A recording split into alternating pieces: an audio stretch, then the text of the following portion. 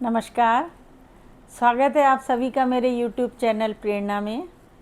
आज कुछ बात करते हैं अपने परिवार में रहने वाले बुज़ुर्गों की। मन कभी कभी बड़ा विचलित हो जाता है जब कभी वृद्धाश्रम की तस्वीर दिखाई देती है या वहाँ पर जाना होता है। संस्कारों की संस्कृति है भारत। हमारे यहाँ सदैव हमारे बुज़ुर्ग एक वटवृक्ष की भांति परिवार की सुरक्षा भी करते थे, रक्षा भी करते थे और उनके पदचिन्हों पर चलकर परिवार बहुत आगे तक एक साथ रहते भी थे। संयुक्त परिवार हमारी परंपरा सदैव रही है और आज उसकी आवश्यकता भी महसूस की जा रही है, क्योंकि जो खून का रिश्ता है, जो साथ रहने वाले लोग हैं, वह सदैव आपके काम आते हैं। और जो हमारे बुज़ुर्ग हैं, निश्चित तौर से हम बच्चों से कुछ ना कुछ आशा ज़रूर करते हैं। आज सुनने में ऐसा भी आता है कि बच्चों के अंदर वो संस्कार नहीं हैं जो हमारी परंपरा सदियों से रहे हैं। क्या हमने कभी सोचने पर कोशिश करी है या हम ये समझ पा रहे हैं कि वो संस्कार जो हमारी पीढ़ी दर पीढ़ी ट्रांसफ़र होते थे, आज क्यों नहीं हो रहे हैं? अगर थोड़ा गहराई से सोचेंगे तो समझ में यही आएगा कि जब बच्चा अपने बाबा दादी के संग प्यार से बैठता था, बातें करता था, उनसे देशभक्ति की, बहुत अपनी वीर नारियों की या अन्य कहानियाँ सुनता था, क्योंकि सुनने में आता था बाबा दादी बच्चों को बैठ कर के अच्छी अच्छी गाथाएं सुनाते थे, बहुत सारी बातें करते थे। आज बच्चे ने पूरे दिन भर में क्या किया ये भी बाबा दादी को बहुत ही स्पष्ट बताता है। पर ऐसा आजकल नहीं हो रहा है। मेरा कहने का विषय ऐसा नहीं है कि हर परिवार में ऐसा हो रहा है।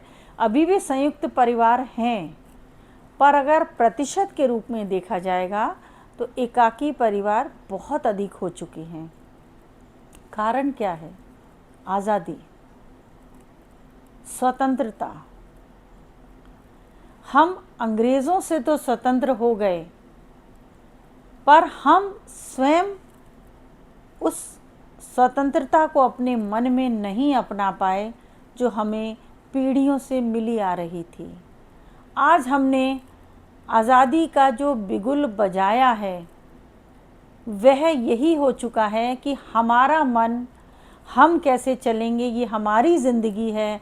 आप कौन होते हैं हमारी इस रहन सहन में दखल देने वाले? हमको क्या कपड़े पहनने हैं, हमको क्या खाना है? अगर कोई बीच में टोक रहा है या समझा रहा है, इस वर्ड को मैं टोकना तो नहीं कहूँगी, क्योंकि अगर कोई बुज़ुर्ग अपने परिवार में किसी को बोलता है, भले के लिए बोल रहा है, हो सकता है आपको बात कड़वी लग रही हो, पर सोचिएगा, क्या उसके मन में कोई दुर्भावना है आपके लिए? नहीं। कहते हैं बुज़ुर्ग अक्सर डांटते बहुत हैं। कोई बात नहीं, डांट रहे हैं तो आपके भले के लिए डांट रहे हो। ज़रूरी तो नहीं है हम उसका आंसर दें। जितना तेज़ आवाज़ में उन्होंने बोला, उतनी तेज़ आवाज़ में हमें भी बोलना है।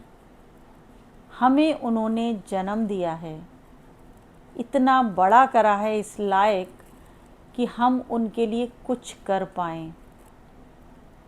पर आज परिवार छोटे होते जा रहे हैं और घर बड़े होते जा रहे हैं, यानी मकान बड़े हो गए हैं, दिल छोटे हो चुके हैं, क्योंकि किसी को किसी का बोलना, टोकना, बात करना पसंद नहीं है।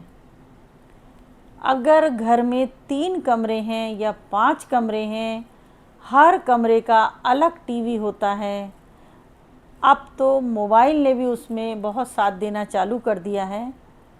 मोबाइल सबके अलग हैं, घर में घुसते ही सबका मोबाइल भी ऑन रहता है।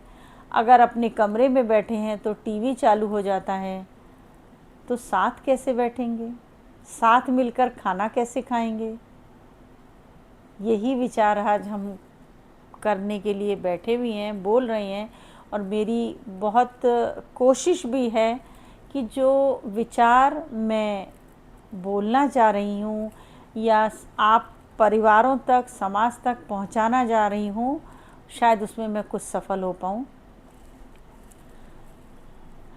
बहनों, हम जितने इलेक्ट्रॉनिक गैजेट्स हमारे मध्य रहेंगे वो हमें एकाकीपन का अनुभव कराएंगे ही। हम अपने बुज़ुर्गों को अकेला छोड़ रहे हैं।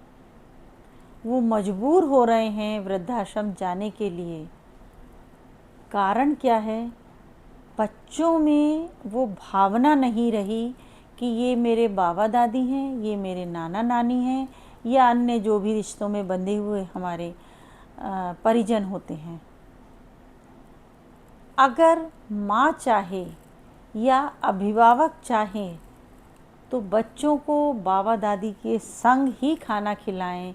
एक साथ कम से कम परिवार का एक टाइम का भोजन एक ही स्थान पर हो, एक ही तरीके का खाना खाया जाए, आपस में बातचीत करके खाना खाया जाए। तो जो प्यार होता है, स्नेह होता है, सद्भावना होती है, सहयोग होता है, बहुत ज़्यादा बढ़ता है। हम लोग एक दूसरे की तकलीफ़ जो भी होती है उनको समझ पाते हैं। हमारे बड़े, बच्चे, बूढ़े क्या सोच रहे हैं, क्या उनके मन के विचार हैं, क्या कोई कष्ट में तो नहीं है, या हमें आगे अपने परिवार की क्या योजना बनानी है, बच्चों का कैरियर कैसे बनाना है, ये सब कुछ एक साथ बैठकर ही निर्णय लिया जाता है। तो वो बहुत ही अच्छा होता है। बहनों, एक चीज़ और है हमारे बुज़ुर्गों के साथ कि हम जैसा व्यवहार करेंगे हमारे बच्चे वो सीखेंगे। अगर हम मातृशक्ति अपने सास के साथ बैठते हैं, कुछ समय बिताते हैं, सब्ज़ी काटनी है या कुछ भी काम करना है, बैठ जाएं उनके पास। वो कितनी प्यार भरी निगाहों से आपको देखते हैं। बच्चा भी देखेगा कि मम्मी तो दादी के पास बैठी हैं, बेटा भी देखेगा कि पापा बैठे हैं दादी दादा के पास, उनसे बातें कर रहे हैं। ज़रूरी नहीं है कि आप उनकी सेवा ही करें, पैर दबाएं। उनको आपका साथ चाहिए, आपका समय चाहिए, आपका पैसा नहीं चाहिए। ईश्वर ने उन्हें सक्षम बनाया है, और अगर नहीं भी बनाया है तो आपका कर्तव्य बनता है कि आप उनकी देखभाल करें। बहनों, हमें ये समझना होगा कि अगर परिवार में कभी कोई विपदा आती है तो जो काम दवा नहीं कर सकती वो दुआ करती है। ये बुज़ुर्ग आपको लगता है खाली बैठे हैं, पर ईश्वर से वो अपने परिवार की खुशहाली मांग रहे होते हैं। अगर दादी कोई व्रत भी रख रही होती है तो अपने लिए नहीं रखती है, सदैव अपने बेटे के लिए, अपने बच्चों के लिए रखती है कि मेरे बच्चे खुश रहें। अगर आप कभी उनके पैर छूती हैं तो क्या बोलती हैं? सौभाग्यवती रहो, खूब बढ़ो, बच्चे खूब पढ़ें, आगे बढ़ें। ये शब्द होते हैं उनके अंदर।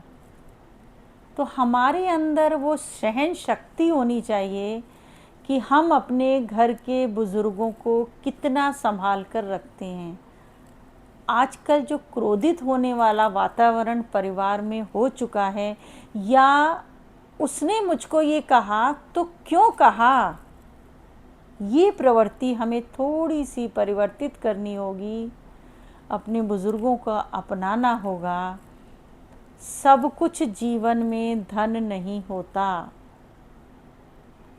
कहते हैं धन से बहुत बड़ा जो हमारा खजाना होता है वो है बुज़ुर्गों का आशीर्वाद।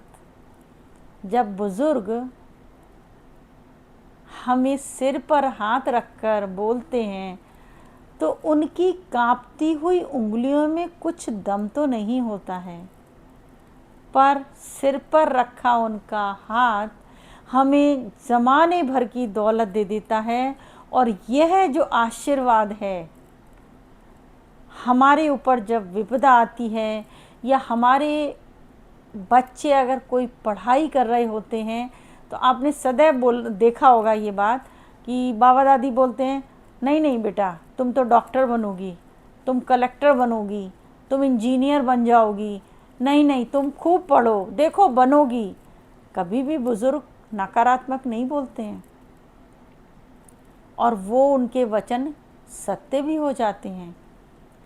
यूपीएससी सिविल सर्विसेज जैसा आप जानते हैं, उसका एक इंटरव्यू में पढ़ रही थी, तो एक कैंडिडेट जिसकी रैंक 3rd थी, उसने बोला था कि मेहनत हर बच्चा करता है इस एग्ज़ाम में और 99% बच्चे बहुत अच्छे मार्क्स लेने की कोशिश भी करते हैं, और अगर आज मैं सफल हुई हूँ तो 99% अगर मेरी मेहनत है और 1% जो मैं आज इस स्थान पर खड़ी हूँ वहाँ मेरे बाबा दादी का आशीर्वाद है, क्योंकि उस 1% के मारे ही बच्चे रह जाते हैं उस एग्ज़ाम को पास करने में।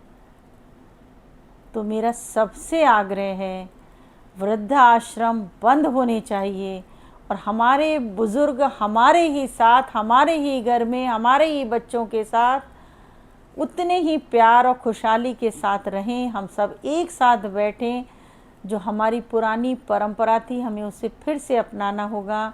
बच्चों में जो आजकल इतनी डिप्रेशन की भावना बढ़ रही है, उसका कारण है उनका अकेला रहना।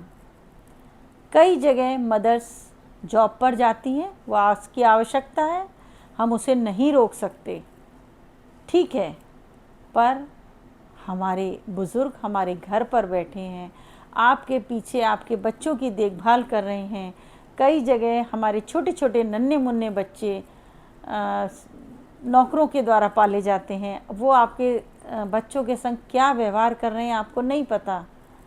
तो अगर आप देखेंगे कि जो हमारे बुज़ुर्ग, उनका काम हमें दिखाई नहीं देता है, पर उनके चले जाने के बाद हमें ये याद आती है कि वो क्या कुछ नहीं कर गए हमारे लिए, बहुत कुछ कर जाते हैं, तो सदैव उनको साथ रखिए, उनका सहारा बनिए। बहुत कुछ कर लिया उन्होंने अपने जीवन में, अब हमारे दिन आए हैं, उनको प्यार के साथ, दुलार के साथ आप अपने पास रखिए। देखिए जीवन में कितनी सफलताएं मिलेंगी और ईश्वर का आशीर्वाद सदैव आपके साथ रहेगा। बहुत बहुत धन्यवाद।